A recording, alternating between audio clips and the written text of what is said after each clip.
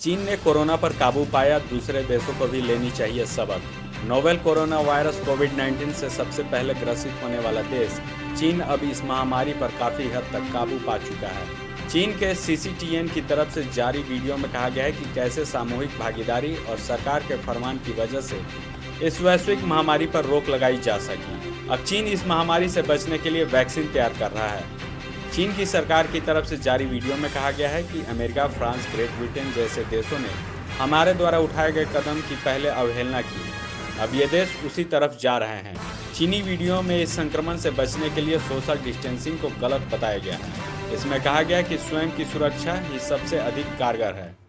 According to an initial WHO report, an infected person appears to spread it to an average of 2.6 people.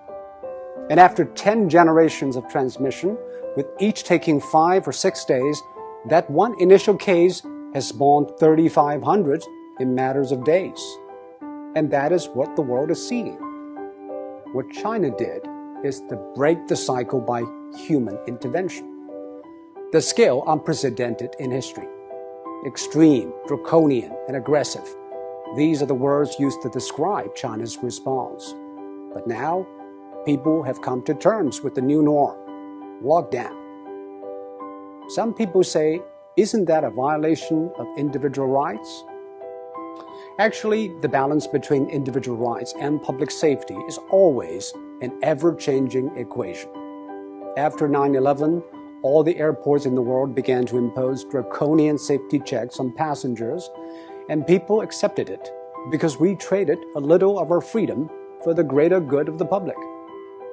China imposed the largest and most draconian quarantine in history. Factories shut, public transport stopped, and people stayed indoors. By doing that, it flattened the curve. On one hand, China avoided many millions of cases and tens of thousands of deaths. On the other, it stretched out the time and made the hospitals restaffed and less strained.